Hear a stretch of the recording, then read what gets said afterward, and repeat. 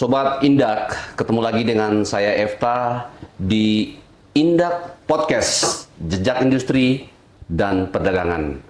Nah, untuk teman-teman yang baru saja bergabung, saya ucapkan selamat bergabung, di mana Indak Podcast ini akan memberikan informasi seputar dunia industri dan dunia perdagangan. Nah, episode kali ini kita akan membahas tentang upaya peningkatan ekspor daerah.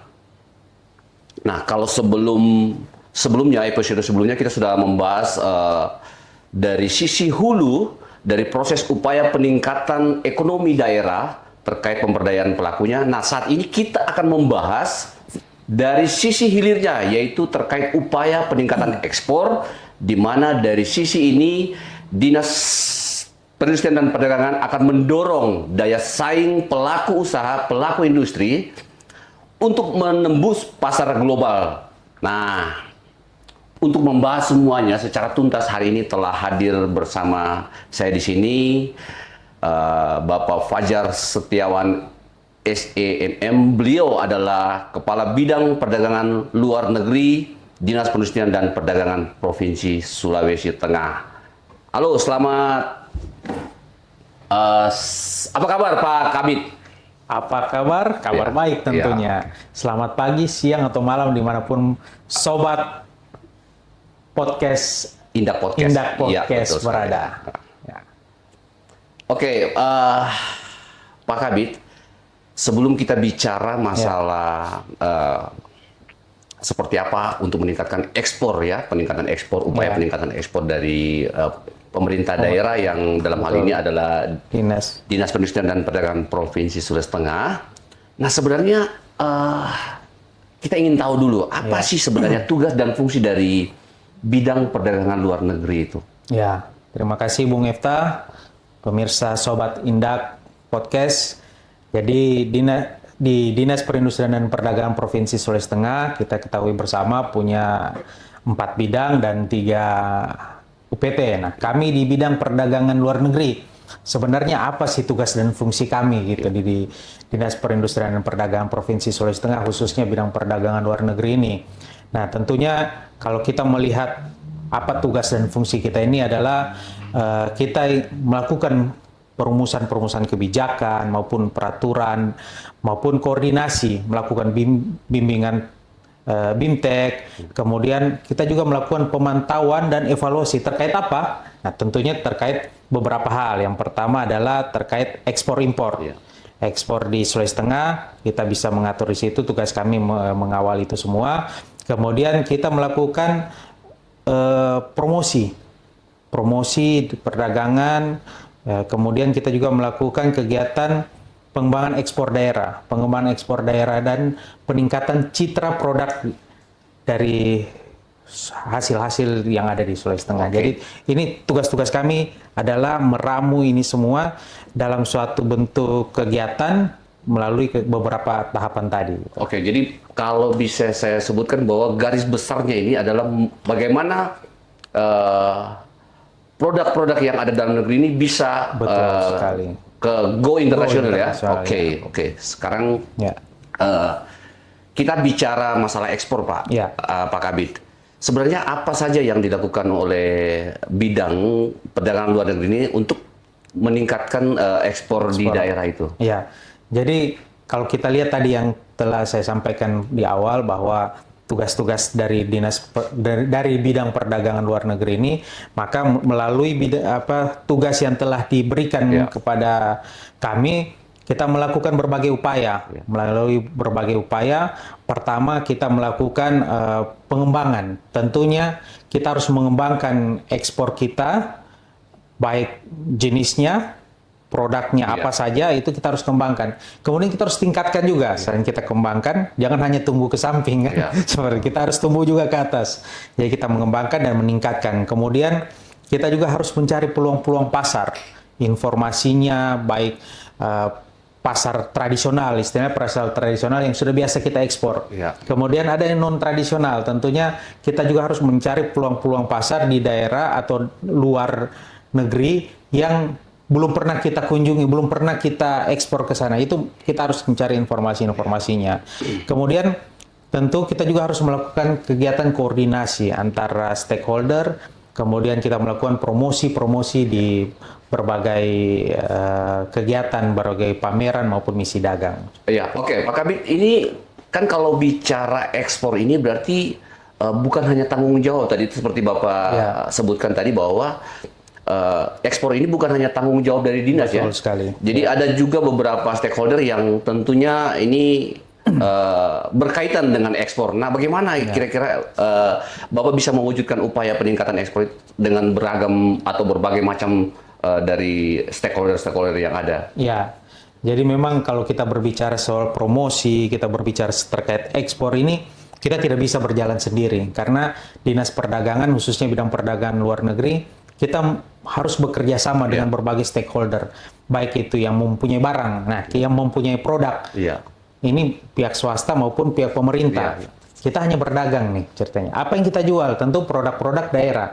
Teman-teman di hulu, baik Dinas Pertanian, Perkebunan, Tanaman Pangan, kemudian Kehutanan, kemudian semua yang ada di hulu ini tentu harus kita menjadi koordinasi. Selain itu, kita juga bagaimana caranya supaya stakeholder lain yang memegang peran penting seperti karantina betul. Kemudian bea cukai, ini kan stakeholder instansi yang memiliki kewenangan untuk juga sama-sama kita mendorong ekspor ini. Nah, teman-teman di bidang industri juga sangat penting. Kemarin mungkin Bung Epta sudah, Sobat Indak sudah menonton atau sudah menyaksikan podcast dengan teman-teman di bidang industri bahwa hasil-hasil industri ini yang sudah diolah ini kan kita harus promosikan, kita harus dorong supaya selain dinikmati oleh kita di bangsa sendiri, kita juga harus mempromosikan ke luar negeri produk-produk kita, gitu.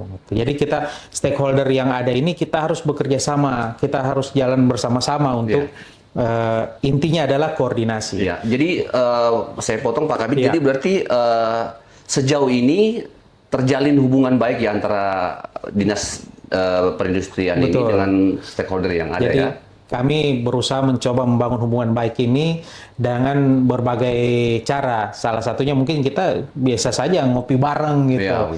Kita melakukan kegiatan-kegiatan. Kita juga membentuk namanya Tim Akselerasi Ekspor Daerah. Itu ada ya? Tim Akselerasi Ekspor Daerah ini ada dan mungkin harus kita perpanjang tiap tahunnya. Kita akan buat lagi SK terbaru dan ini semuanya terlibat di dalamnya. Kita sudah sangat sering untuk melakukan coffee morning bersama, ngopi-ngopi, bincang-bincang agar menyatukan visi kita bersama-sama untuk bagaimana atau sekedar mencari informasi terbaru. Apa nih yang lagi hangat nih? Apa nih yang perlu kita dorong di Sulawesi Tengah ini supaya ekspor keluar kita bisa membumingkan kita punya produk ini. Betul sekali, Pak Kabit. Begitu.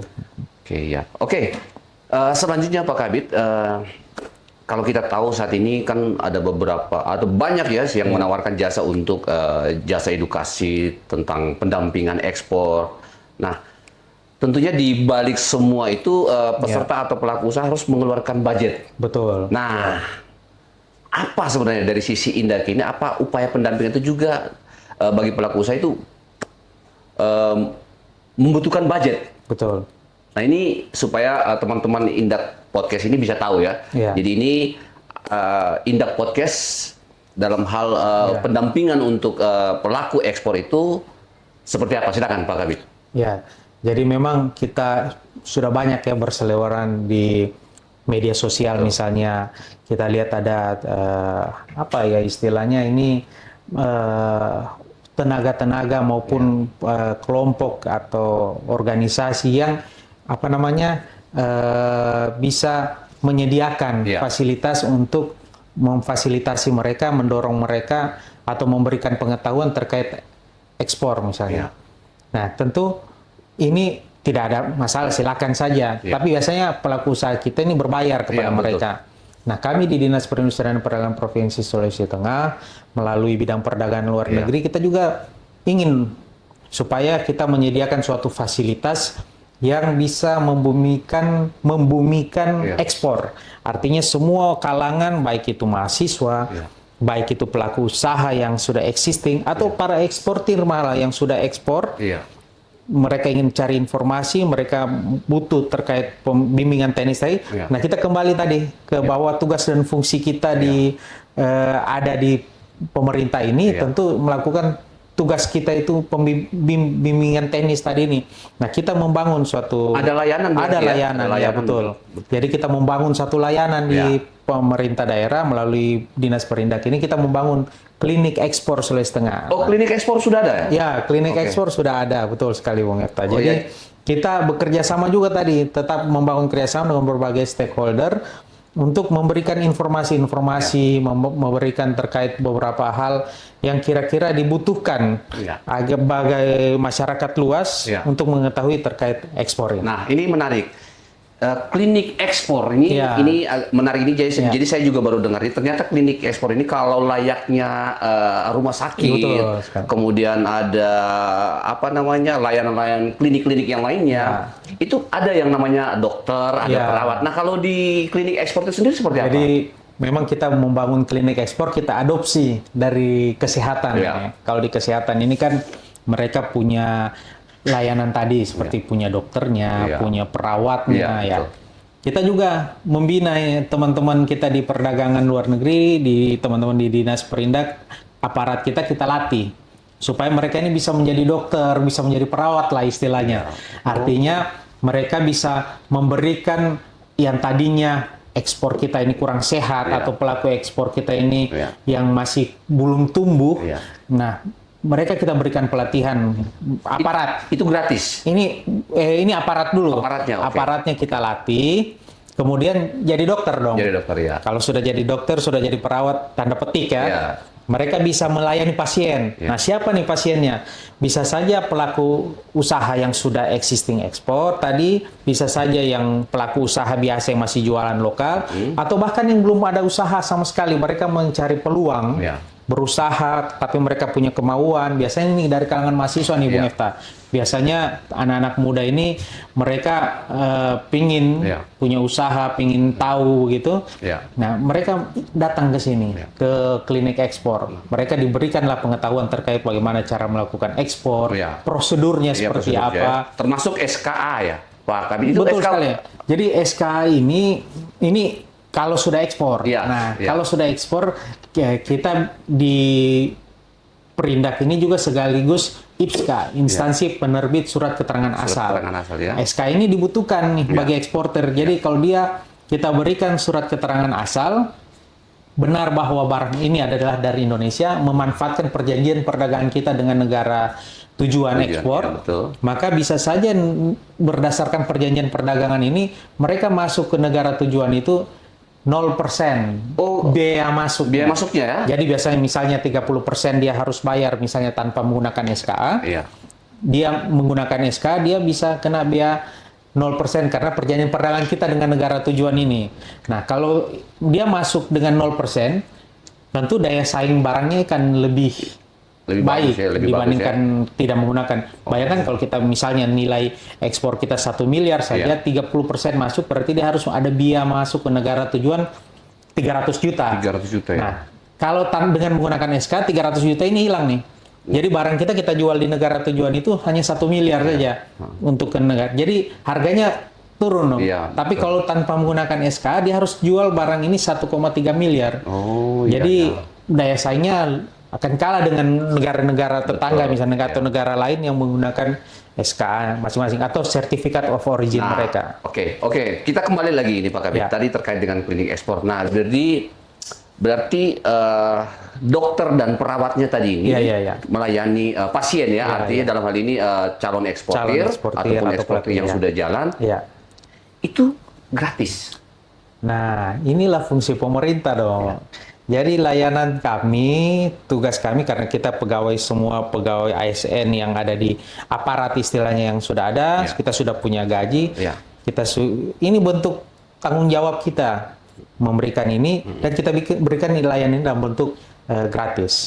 Jadi pelaku usaha, mahasiswa atau masyarakat umum yang ingin berkonsultasi di klinik ekspor, tanpa menggunakan BPJS nih Bung Efta. Iya. Jadi tidak perlu bayar BPJS ya. Tidak perlu bayar, berarti gratis ya. Ini gratis. Nah, teman sobat-sobat Indak ini jadi untuk layanan yang ada di klinik ekspor itu gratis ya, tidak dipungut biaya Tidak sama dipungut sekali. biaya. Oke.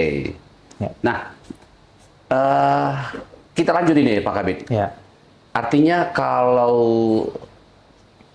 dilihat dari jumlah masyarakat ini kecenderungan masyarakat Indonesia ini terdiri dari pasar yang adalah pasar yang potensial ya, yang potensial bagi seluruh produk di dalam hal ini produk jadi gitu. Iya. Nah, dan kebanyakan dari kita ini hanya kirim bahan mentah. Betul sekali. Nah, apa ada upaya untuk meningkatkan daya saing ya sehingga kita bisa menjual produk yang kita miliki ini dengan nilai tambah. Nilai gitu. tambah, betul sekali Bung Efta, Sobat Indak. Jadi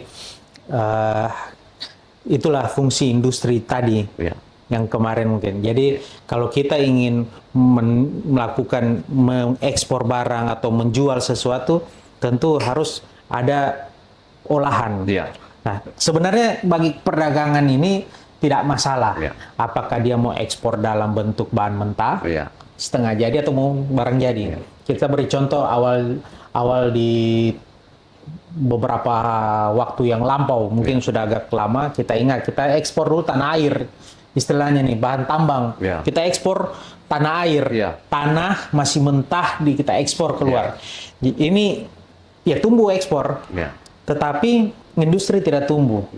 Nah, ada aturan-peraturan pemerintah yang menyatakan bahwa wajib diolah hasil tambang, wajib membangun smelter bagi nikel misalnya di Indonesia. Nah, dibangunlah smelter. Nah, kita lihat sekarang bagaimana Morowali tumbuh perekonomian, bagaimana Sulawesi Tengah ini tumbuh perekonomiannya, Indonesia juga tumbuh ditopang oleh pengolahan barang tadi, barang yang masih bahan mentah menjadi barang setengah jadi atau barang jadi dan kita ekspor. Jadi ada nilai tambah. Nah, ini jadi memang sangat penting bagi kita untuk mendorong ekspor ini kepada barang-barang jadi. Karena kita melihat kalau barang perbedaan negara berkembang, barang negara maju dengan negara berkembang itu, atau bahkan barang negara tertinggal, biasanya negara yang kurang maju ini dia ekspornya barang mentah. Nah, kalau dia sudah negara maju, pasti ekspornya itu barang jadi.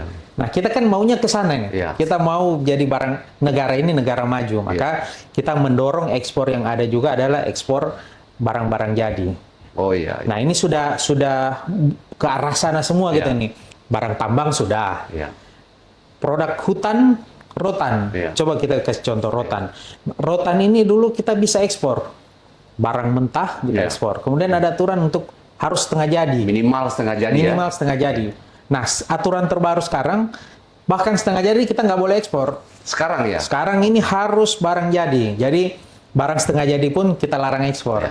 Negara melarang ekspor. Kita harus ekspor sudah barang jadi. Apa sebenarnya tujuannya? Kenapa harus barang jadi? Itu tadi, Bung Efta. Jadi, supaya ada nilai tambah. Bayangkan kalau kita hanya ekspor tadi misalnya rotan gelondongan, maka orang pengumpul rotan ini yang hanya sampai di situ. Sampai di pengumpul rotan. Coba kalau sudah diolah, maka tumbuh industri. Berapa tenaga kerja terserap?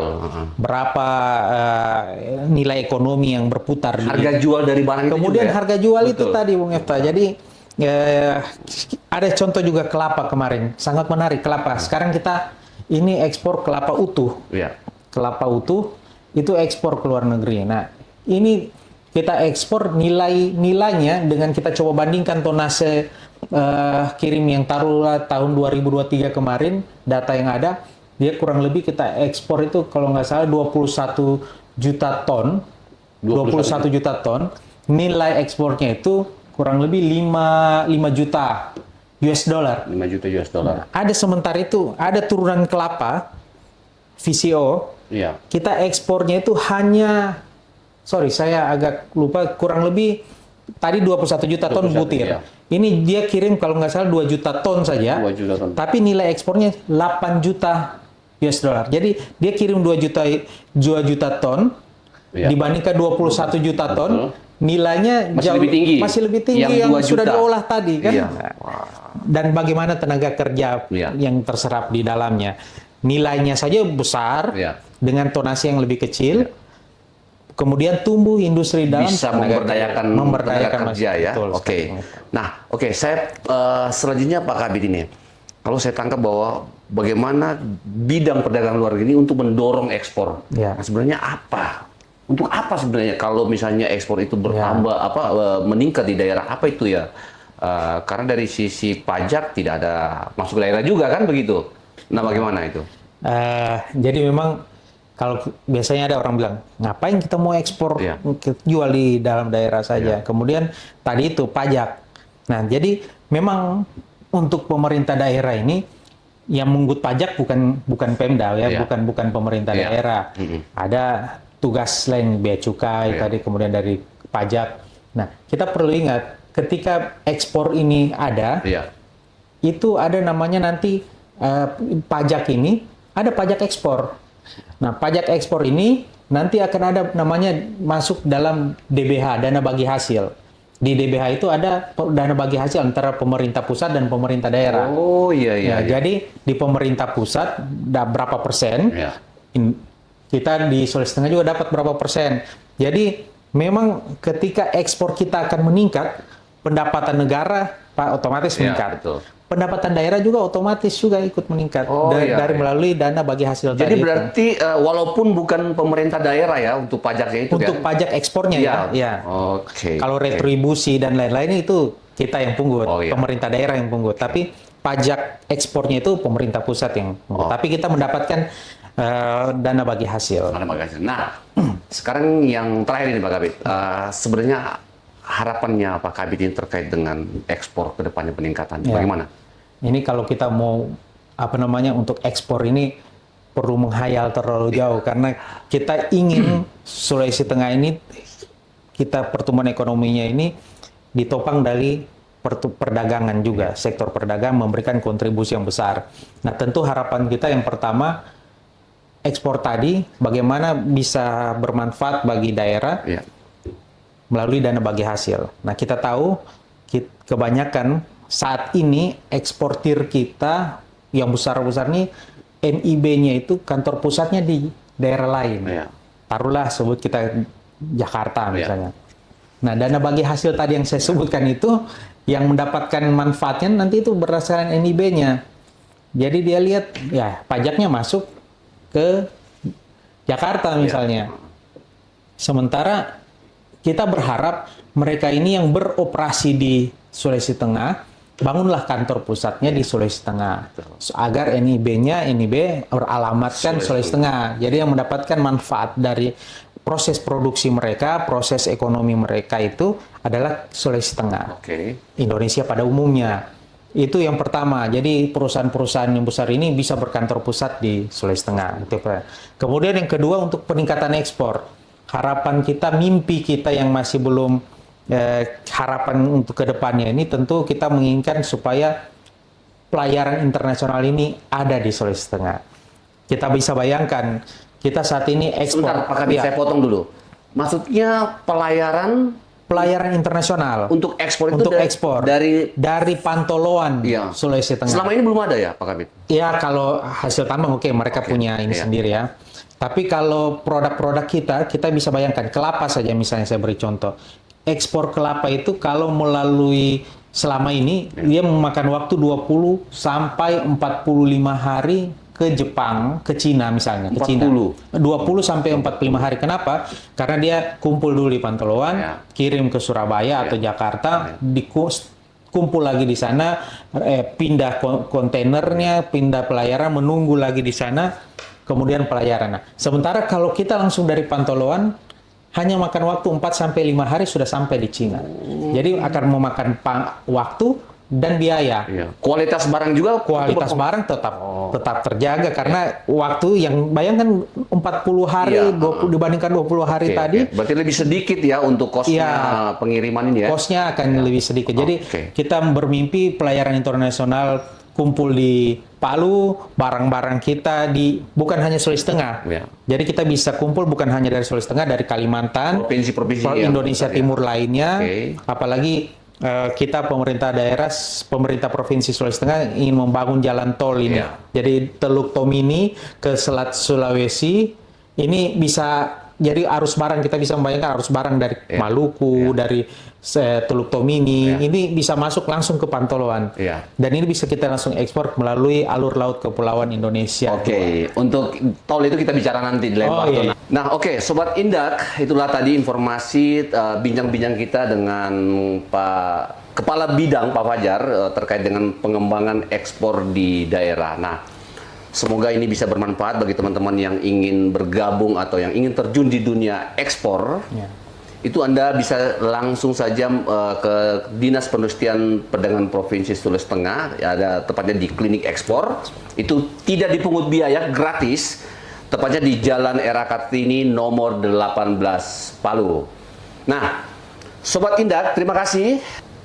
Saya Efta, mohon undur diri. Terima kasih Pak Kabid sudah hadir. Terima kasih. Dan sampai ketemu di Indak Podcast, Jejak Industri dan Perdagangan. Maju terus ekspor Sulawesi Tengah. Amin.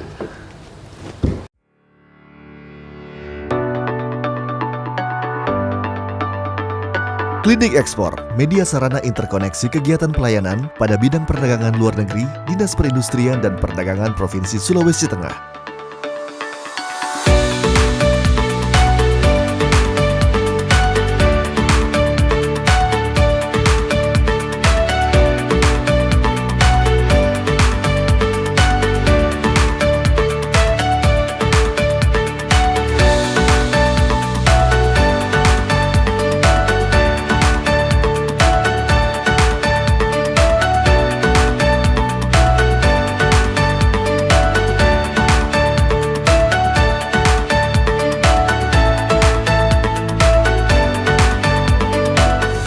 Klinik Ekspor adalah media atau sarana interkoneksi kegiatan pelayanan pada bidang perdagangan luar negeri, Dinas Perindustrian dan Perdagangan Provinsi Sulawesi Tengah yang memiliki interkoneksitas eksternal seperti bea cukai, karantina perikanan, karantina pertanian, perbankan, FTA Center Makassar, dan Kementerian Perdagangan.